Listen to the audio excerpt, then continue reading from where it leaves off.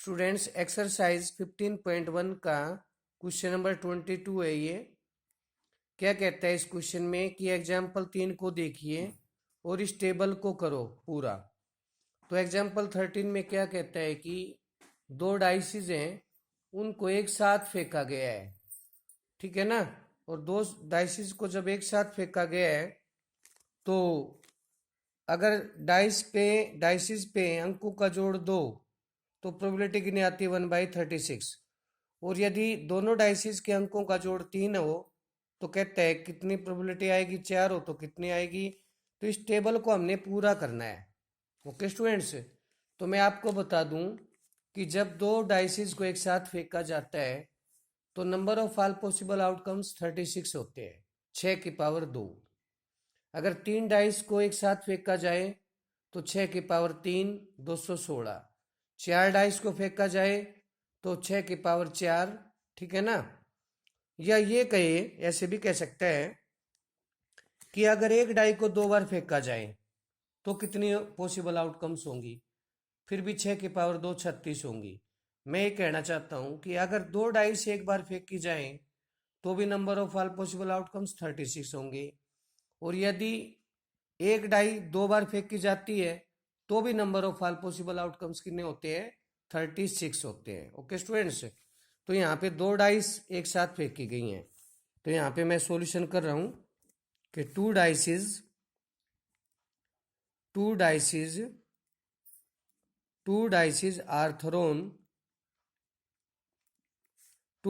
Are thrown at the same time. तो यहाँ पे number of all possible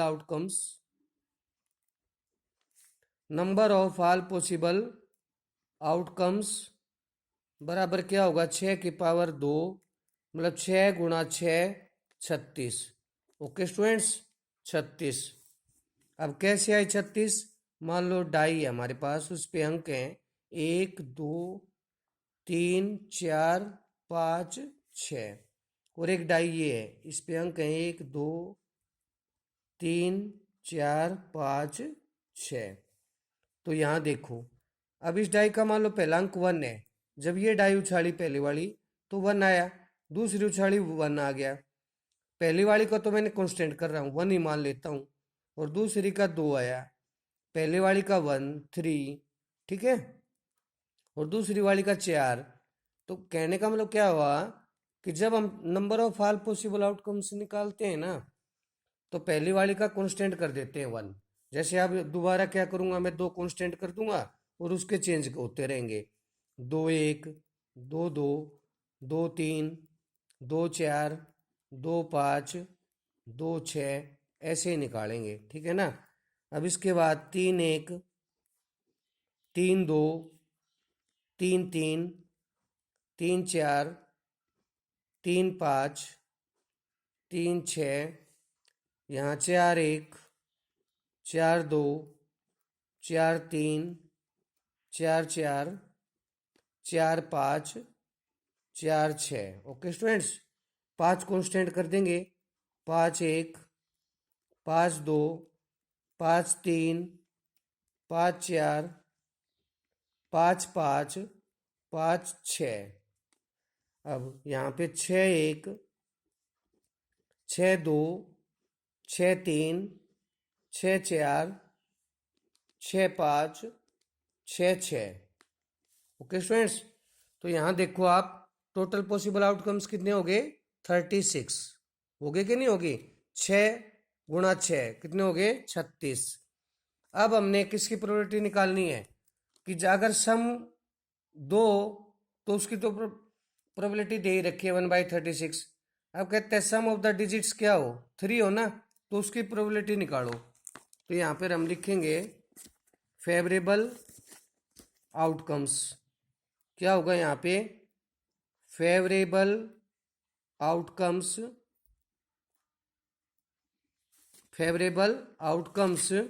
of sum of digits is 3। Favourable outcomes of sum of digits is 3, कितनी होगी favourable outcomes of sum of digits is 3, कितनी कितनी हो सकती हैं देखो, 1 2 या 2 1 हो सकती है ना। तो दो सिचुएशन बनी, 1 2 या 2 1।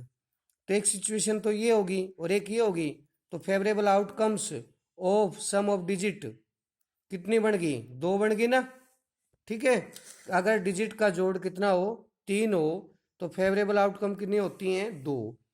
तो अब क्या निकालेंगे, पी किसकी, sum of the digits, sum of the digits कितनी हो, 3 हो। ठीक है, sum of the digits is 3, sum of the digits is 3। तो हमने निकालनी है कि डिजिट 3 हो, सम हो, तो उसकी प्रोबेबिलिटी कितनी होगी। तो फेवरेबल आउटकम ऊपर, ठीक है ना, और टोटल आउटकम नीचे।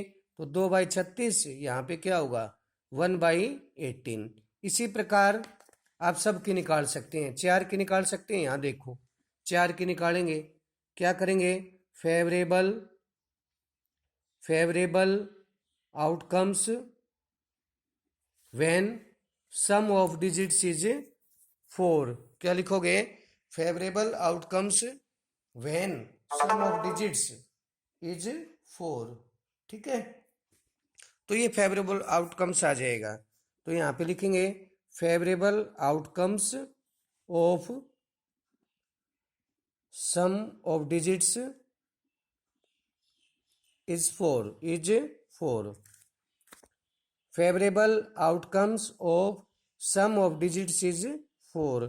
तो 4 वाली देखो आप, 4 वाली कौन कौन सी हो सकती हैं, 1 3 हो सकती है, और एक 2 2, इनका जोड़ 1 + 3 4 हो गए यहाँ पे, और 2 + 2 क्या हो गया, 4 हो गया। तो 2 ही कंडीशन बन रही है इसमें भी, है ना। और भी बनी हुई है क्या, एक और भी बनी हुई है, 3 और 1, 4 चाहिए ना जोड़, तो 3 निकल गई यहाँ पे फेवरेबल आउटकम्स।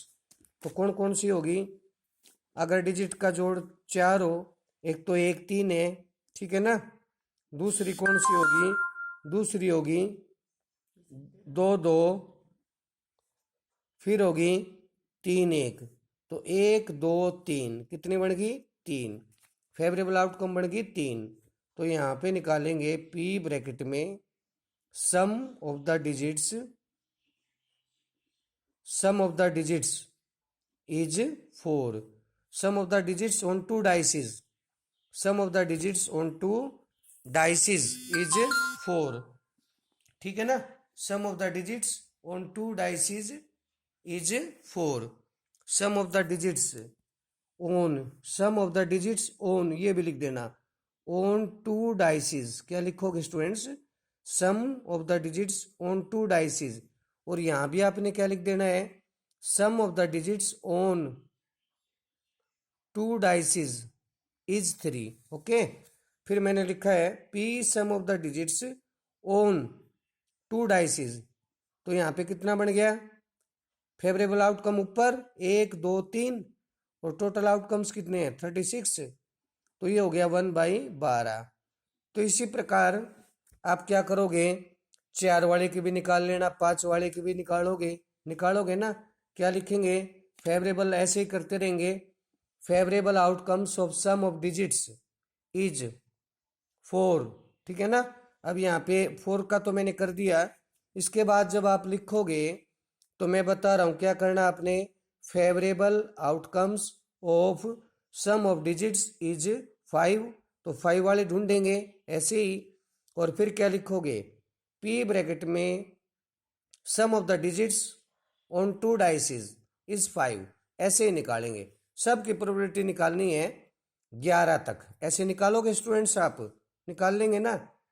अब उसके बाद क्या कहता है ये, आगे पढ़ो कि अगर आप इन सब की निकालते हो प्रोबेबिलिटी, तो हर बार 1/11 आती है क्या, क्या आप इस बात से एग्री हैं, तो नहीं है, हम तो एग्री, क्योंकि हर बार प्रोबेबिलिटी अलग अलग आ रही है।